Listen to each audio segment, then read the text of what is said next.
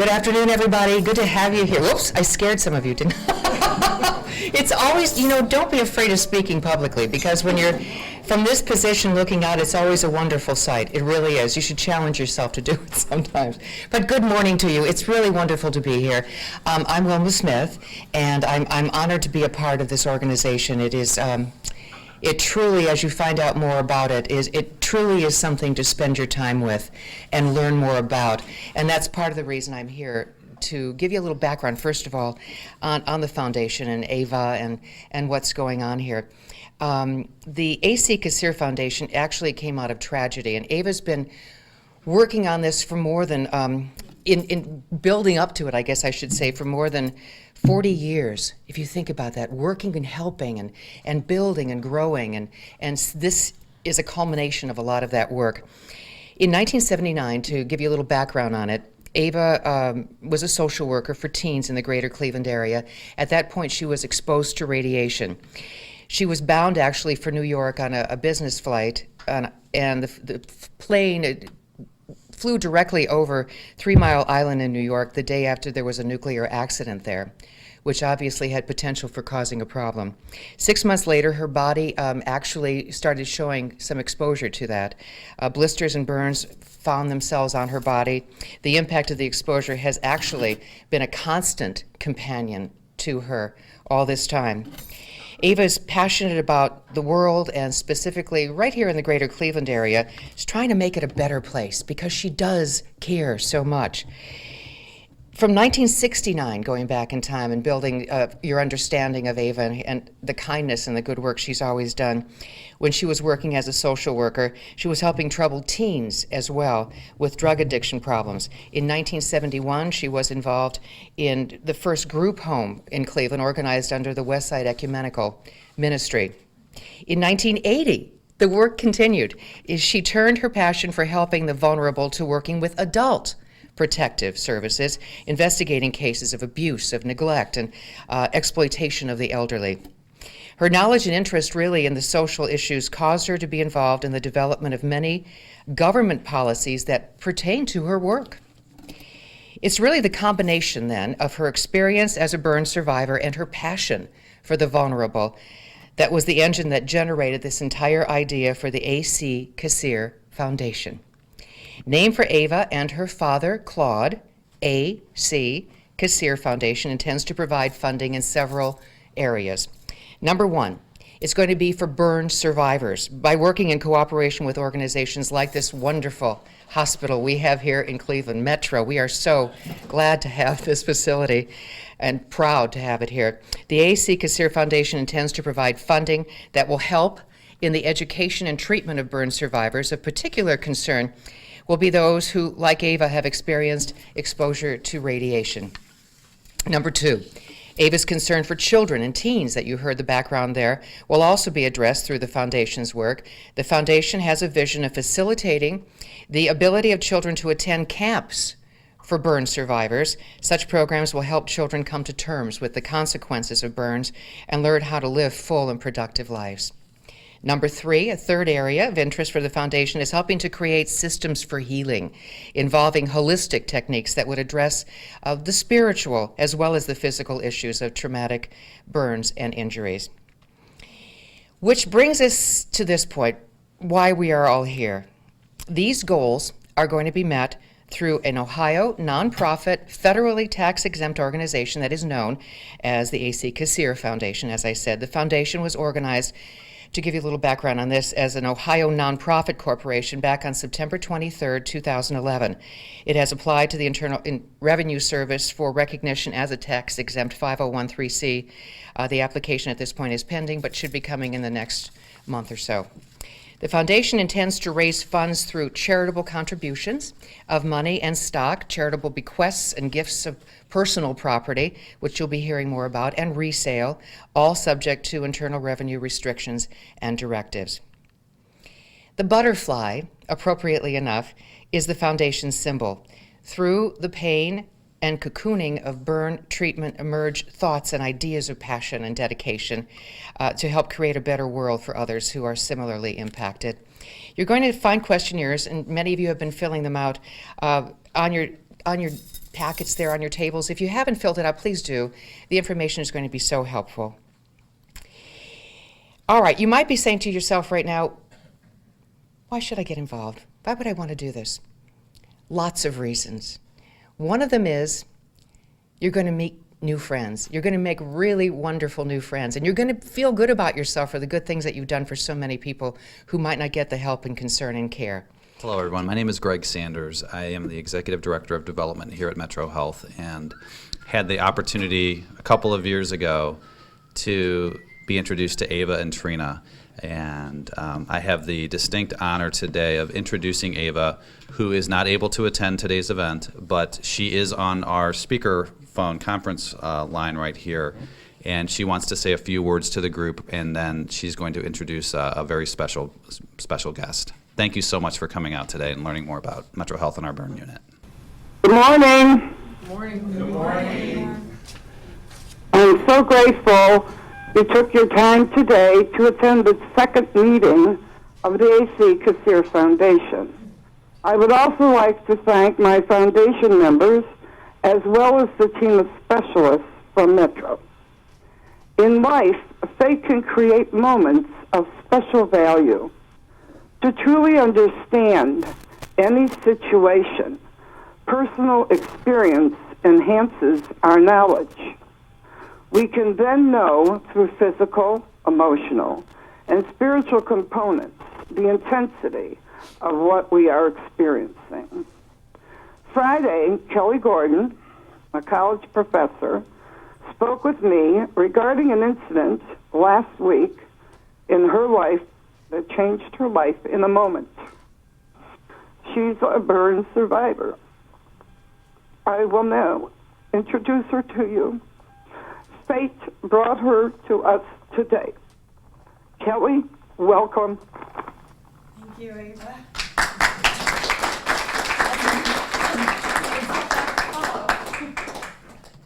Now, this is still emotional for me, so you'll have to forgive me. I do have notes that I'm going to refer to keep me on track and to help to keep me tearless. But I do see Dr. Brandt out there. Thank you, Dr. Brandt. He was a face I will always remember. It's how I knew I was going to be okay. Well, good afternoon, and I appreciate you meeting with me today. And let me tell you a little bit about myself. I'm Dr. Kelly Gordon. I'm an English professor and work for Strayer University in Fairview Park.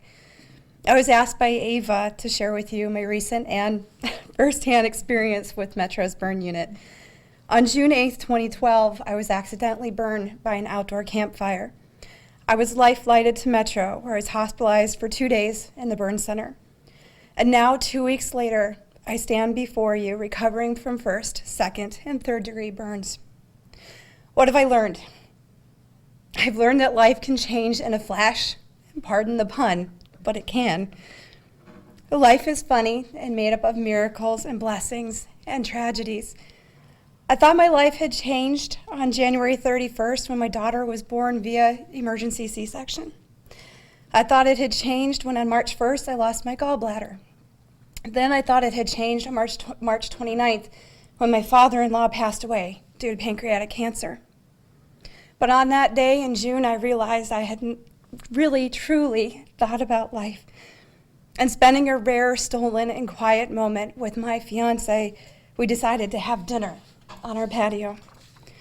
We lit our fire pit just for the ambiance, and it's lovely to have a fire on a summer night. And we didn't imagine that our evening of solitude would take an unbelievable turn for the worse. To get our fire to ignite, because it wouldn't, we put gel pot fuel on the wood. Immediately when it was lit, it caused a flash fire, which ignited my clothes, my hair, and my skin. The flames were so hot and so intense, I did not know I was on fire, and all I saw was a white, hot flash of light. And I heard the screaming, "Baby, baby, you're on fire. Drop, drop, drop." After several attempts and reignitions, he put out the flames, and 911 was called. Paramedics came, and it was decided I would be life-flighted to Metro. En route in the helicopter, my pain was so excruciating, and although the flames were out, I thought they were still going. I felt as if I were still on fire. My physical pain was agony, and yet the mental was just beginning, because I wondered if I was going to die, and if I lived, what would I look like? I remember the heat of the ambulance, the smell of my burning flesh, and the looks of concern of all those around me. And I remember my mother screaming, trying to push her way into the ambulance, and my fiance screaming from the grief and the shock. In the ambulance, I finally fainted, and I'm glad that I did. And when I woke up, I did think about when my mother always said to wear clean underwear in case you're in an accident, and I figured how true that was. I knew she'd feel vindicated then. But I didn't feel as if I were in my own body. It was so surreal, and I wanted to be anywhere else. But I realized that I would be okay when the lifelike doctor looked right into my eyes and made eye contact. He said, "You're going to be fine. You're going to be okay. You're going to be in pain, but you're going to be okay." And I will remember his eyes for the rest of my life because of the relief that I felt. Humor can be the best medicine or a way to deal with fear and shock and pain. I think they thought I was out of my mind as they were loading me into the helicopter. I asked them, I needed to go back and get my frequent flyer card. I didn't want to miss out on the points. And the nurse who treated me first here at Metro that night was someone I will also remember the rest of my life. She was one tough cookie. And she kept me talking about my child and music and life. She was unbelievable. And somebody came in and had a clipboard and was asking me all these questions, and I'm crying and I'm in so much pain. And she said, "Get out of my room. This is my patient. I am taking care of her now." And I'm grateful to her for that. She told me honestly and openly about everything that would happen to me and spoke candidly about the pain I would be enduring. She was gentle, genuinely concerned, even through my protest and screams of pain. And when I begged her to stop, she kept going and stayed calm just for me. My memories of that night are sketchy, yet I remember that first riding as if it were yesterday, and I'm thankful to my nurse for getting me through. I never thought about burns before, except maybe when I pulled a piece of toast too soon from the toaster or my shower water was too hot. And now, due to a freak random accident, I'm struggling with my current physical limitations and uncomfortable and often impolite stares from curious passersby. Due to a freak random accident, I cannot hold my own baby. I cannot enjoy long walks with my puppy. And the slightest drip of water on my burns feels like acid. The calluses on my fingers make it difficult to type and to write, and it's not easy when you're a teacher and that is your life. But I'm blessed. I am one of the lucky ones, and I will heal. I am blessed that, yes, I will heal. I am blessed I had good, prompt, and aggressive medical care. I am blessed my nurses were tough women who empowered me to handle my pain with dignity. I am blessed that my baby was safe in her bed and she was unaware of what was going on. I am blessed my fiance knew how to put out the flames, and I am blessed I live 45 minutes or less away from Metro. Some people would not consider this to be a blessing, but for me it has been, because it's allowed me to think about life. When I see the scorched grass in my backyard still in the shape of my body, or our melted garden bins, or my burned skin, I think about how close I actually came to losing everything that I love and care about. It is because of this accident and because of quick thinking people that I get to live and I get to experience all that I love once more. And for that, I thank Metro. Thank you. Hello. Kelly, you're unbelievable. Ava, are you listening? Yep. Okay.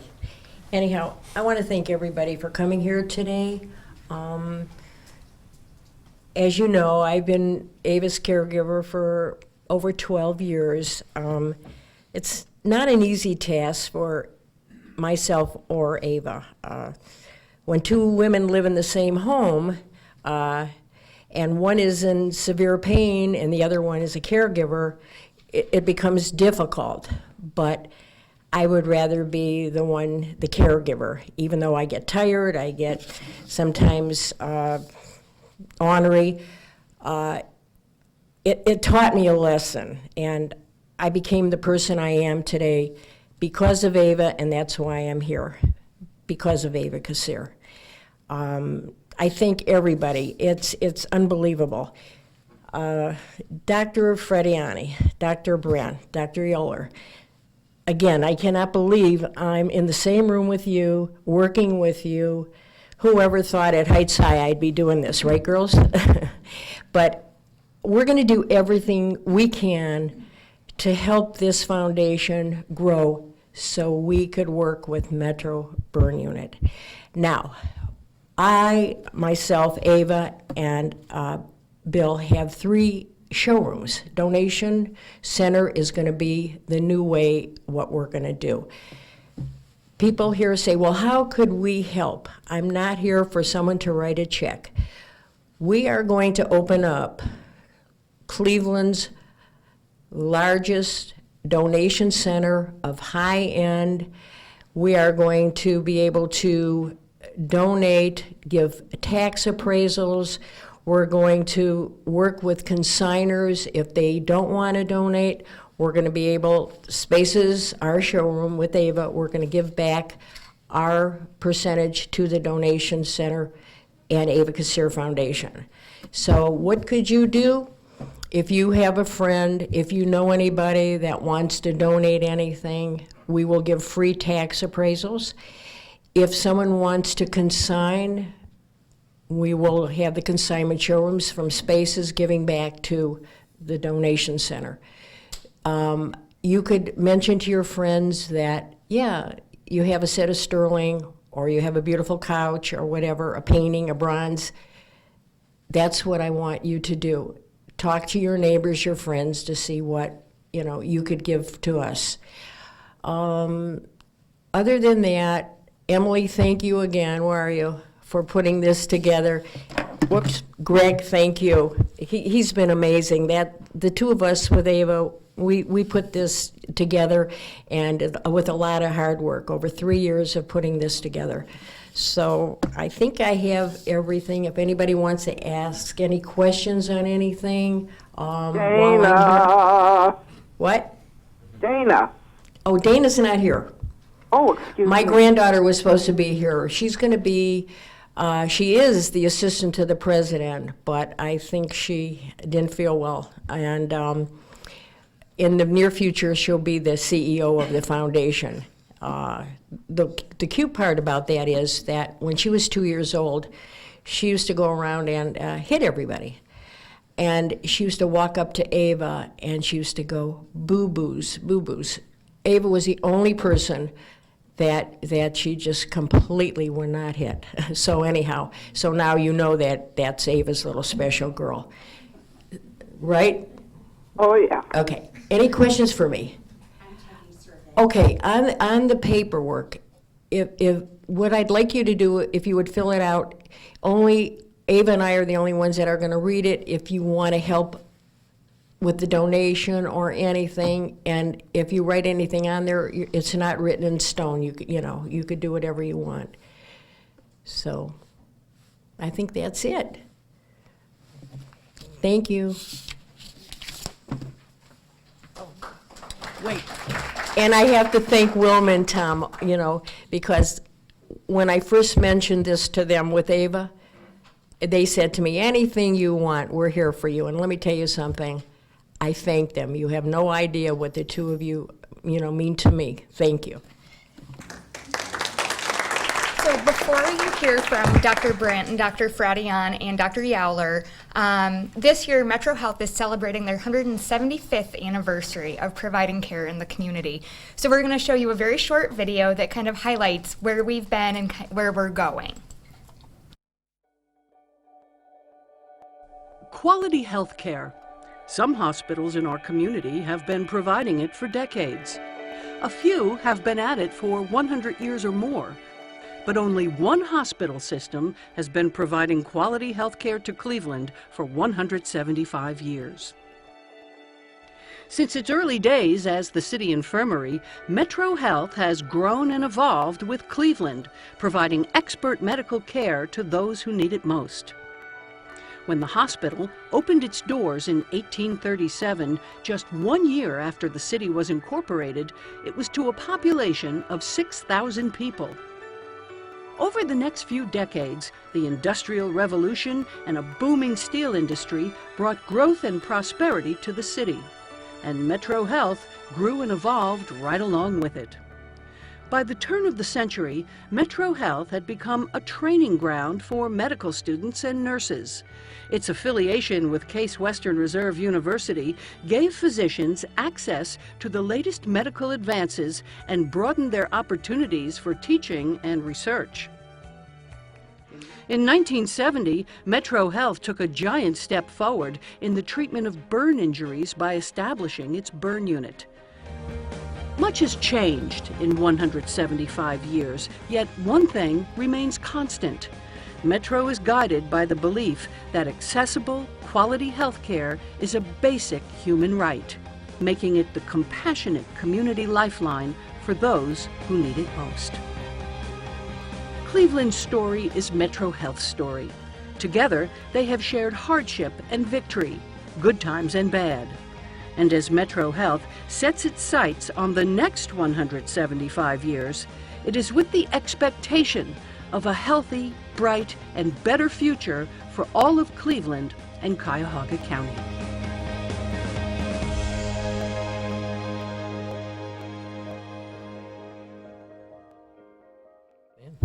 Good afternoon.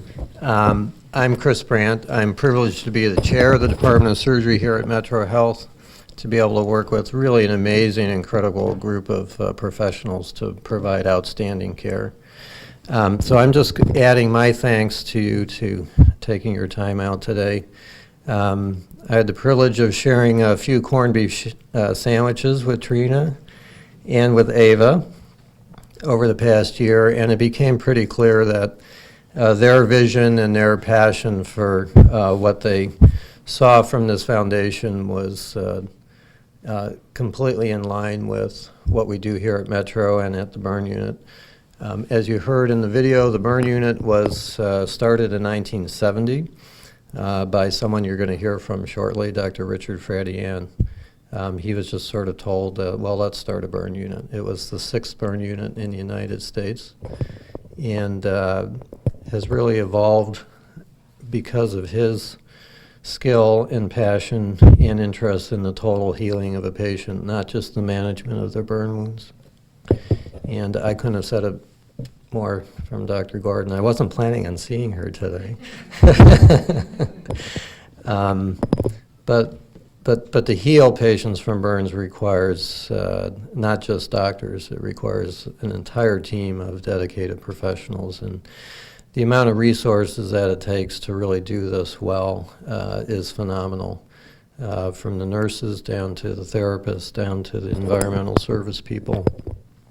And it's just our opportunity to lead a team of professionals to accomplish this. And it does require a lot of resources, and that's why seeing folks like you here is really important to us, because we can't do it alone. And we can't do it with just what health insurance people will decide to pay us. It requires things that are not going to be covered by health insurance, and camps and support groups and physical therapists and clergy. All are part of the team members that we use to really provide the best care for our patients. So again, thank you so much for joining us. I've been one of the burn attendings here at Metro since 1990. And I'd like to introduce next my colleague and partner, Dr. Charles Jaller. Thank you for coming. Let me just point out that we are one of 126 burn centers in the United States. There are 10 states of the Union with no burn centers at all. You have to fly hundreds, if not thousands of miles to go to a burn center. And if you're not that badly burned, you're treated by someone locally who really doesn't know much about burns. The reason for that is burn centers lose hospitals a tremendous amount of money. No insurance company pays really for the care of burn care. Plus the additional things. For example, as Dr. Brandt pointed out, just like breast cancer patients have breast cancer support groups, our burn patients need support groups. We live in a society that does not take disfigurement very well. You are supposed to look attractive. Our society does not tolerate people that do not look attractive. You personally may, but our society does not. So these people need support groups. There's no insurance in the country, including yours, that pays the cost of support groups. That's not funded. The government does not pay for support groups. The county does not pay for support groups. So all of these ancillary things that are really necessary for the healing of the person, not the skin, but the healing of the person, has to be funded from charitable dollars. So Dr. Freddie Ann founded the burn unit.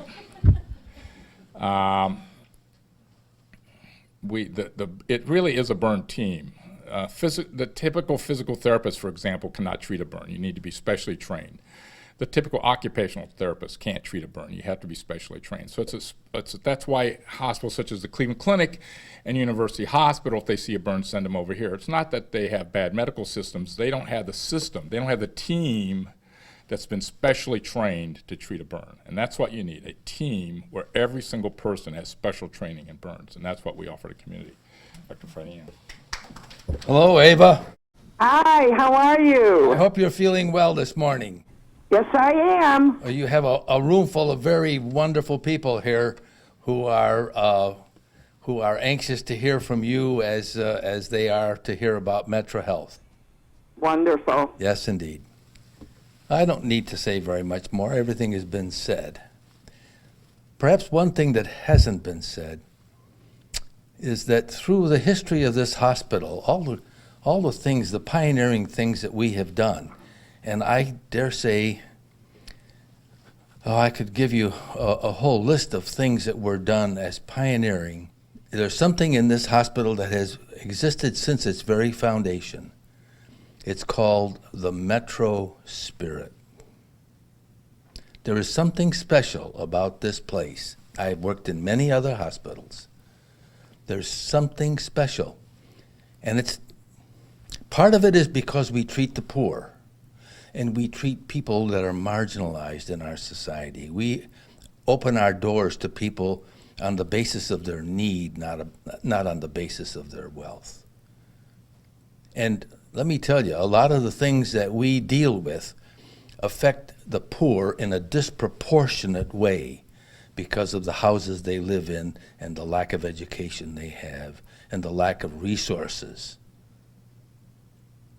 But you see, there's something here that supersedes all of that.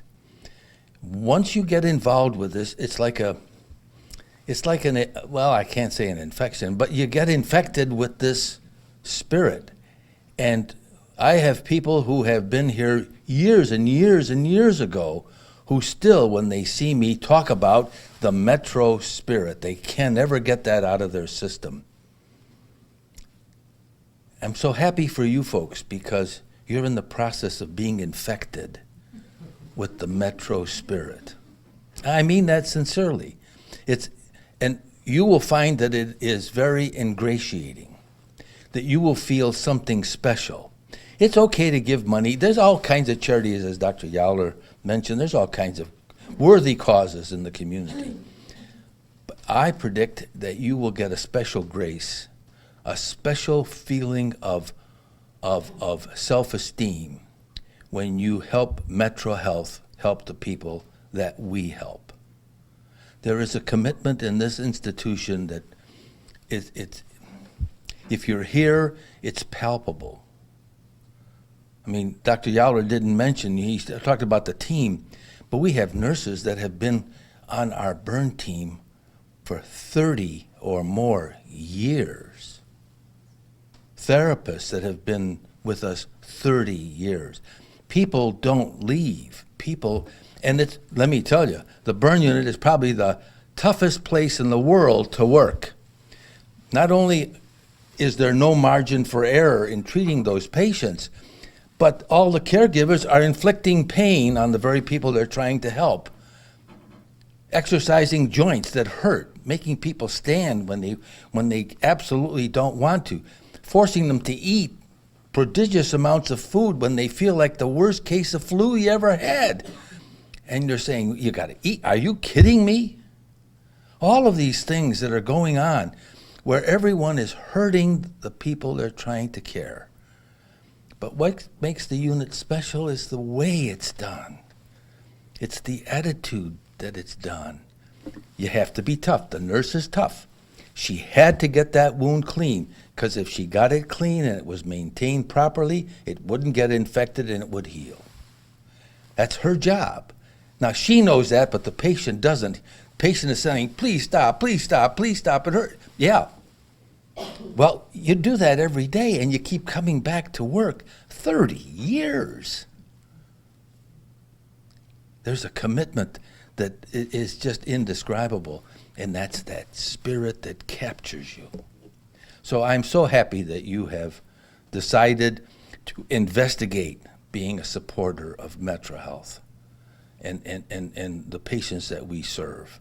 And I have a great debt of appreciation for Ava for all of the work that she does on behalf of the people who are marginalized in our society, and has directed her activities to helping us here at MetroHealth. Anyway, God bless you all. Thanks. All of you, but my heart is full of so much right now. So much we took in here. To the doctors, your beautiful dedication. You are gifts from God. I always say that about my husband, but I can see there's a lot of gifts. There are a lot of gifts. You know, really, and MetroHealth is a true city treasure. Thank God you're here.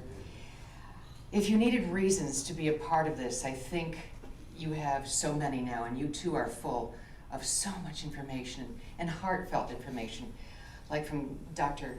Gordon Kelly, thank you for your comments. They were right from your heart. One of the things you said was think about life. And I think we have to do that. All of us have to do that. Life is so fragile. It can change in an instant. And from why you are here now, you can be a part of those people who have been touched by that moment that changed their lives. There, but for the grace of God, you know what the rest of it is. Go I. You never know what's going to happen. You are here when the butterfly is starting to come out of the cocoon and coming out with a beautiful thing, like Ava, like Kelly, like so many others. You can help, so please, if you can, become a part of this. The A.C. Cassirer Foundation and MetroHealth, help them when you can, and you will be helping them by helping us with the foundation. God bless you all. Truly, I mean that, and have a safe trip home. God bless you. Tours are going to happen too. With questions, you'll get a lot of the questions answered by going on the tour. So, thank you. I'll be happy to take the surveys. Oh yes, the surveys. Please turn them in. Thank you.